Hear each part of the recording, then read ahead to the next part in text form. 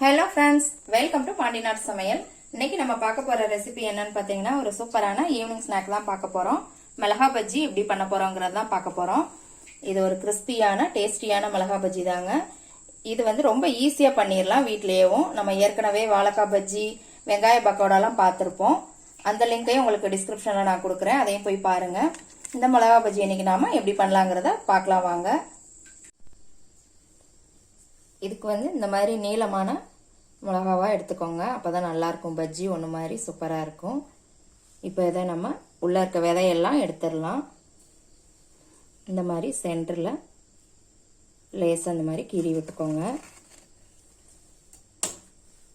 இந்த மாதிரி ஓப்பன் பண்ணிட்டு நடுவில் உள்ள விதையெல்லாம் நம்ம எடுத்துடலாம். இது ரொம்ப காரமாக இருக்கும். உங்களுக்கு இது ஓகே அப்படின்னா நீங்கள் விதையை எடுக்க வேண்டியதில்லை. குழந்தைங்களுக்கெல்லாம் கொடுக்கும்போது இது ரொம்ப காரமாக இருக்கும். அதனால் நம்ம இந்த விதையெல்லாம் அப்படி எடுத்துடலாம். இந்த மாதிரி தட்டினாலே வந்துடும். இந்த மாதிரி எல்லா மிளகாயிலையும் நம்ம எடுத்து வச்சுக்கலாம். பாருங்கள், எல்லாத்தையும் நான் க்ளீன் பண்ணி எடுத்துட்டேன். இப்போ நம்ம மாவு ரெடி பண்ணிடலாம்.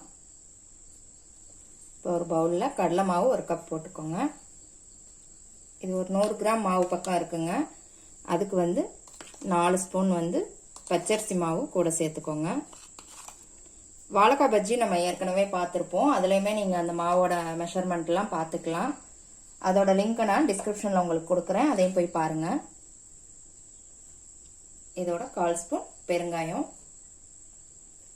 தேவையான அளவு உப்பு, தனி மிளகாத்தூள் 1 ஸ்பூன். காரம் வந்து உங்கள் விருப்பத்துக்கு ஏற்ற மாதிரி கூட்டிக்கோங்க, குறைச்சிக்கோங்க. ஒரு பிஞ்ச் அளவு சோடா உப்பு. இதை எல்லாத்தையுமே நல்லா மிக்ஸ் பண்ணிக்கலாம். இதில் கொஞ்சம் கொஞ்சமாக தண்ணி சேர்த்து பஜ்ஜி மாவு பதத்துக்கு பிசைஞ்சிக்கலாம். ரொம்ப தண்ணியாகவும் பிசையக்கூடாதுங்க, ரொம்ப டைட்டாகவும் இருக்கக்கூடாது. மாவு ரெடி பண்ணி வச்சுங்க. பாருங்கள், இந்த அளவுக்கு இருந்தால் போதும். இப்போ ஒரு கடாயில் எண்ணெய் ஊற்றி வச்சுருக்கிறேங்க. எண்ணெய் சூடாகட்டும். மீடியம் ஃப்ளேமில் வச்சு ஹீட் பண்ணுங்க. எண்ணெய் நல்லா சூடாயிருச்சுங்க. இப்போ நம்ம இந்த மிளகாய் எடுத்து இந்த மாவில் இந்த மாதிரி பிரட்டிக்கலாம். இந்த மாதிரி நல்லா பிரட்டிட்டு நம்ம அப்படியே எண்ணெயில் போட்டுற வேண்டியதுதான். மீடியம் ஃப்ளேமில் மட்டும் வச்சுக்கோங்க. இதில் லேசப்ப பிரட்டி விட்டுக்கலாம். பாருங்கள் எவ்வளோ சூப்பராக வந்திருக்குது அப்படின்னு. இப்போ நம்ம இன்னொரு மிளகாயையும் உள்ளே போட்டுடலாம்.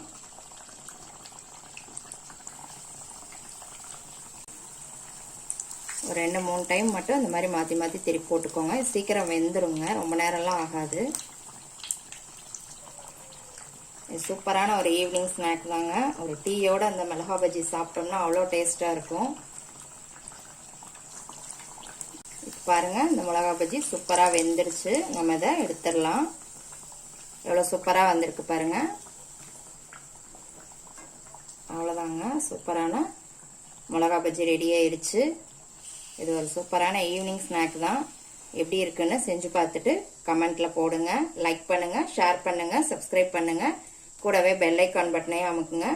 மறுபடியும் வேற ஒரு ரெசிபியோட சந்திக்கலாம் ஃப்ரெண்ட்ஸ். அன்போடு சமைத்து ஆனந்தமாய் உண்டு இன்பமாய் வாழுங்கள். வாழ்க வளமுடன்.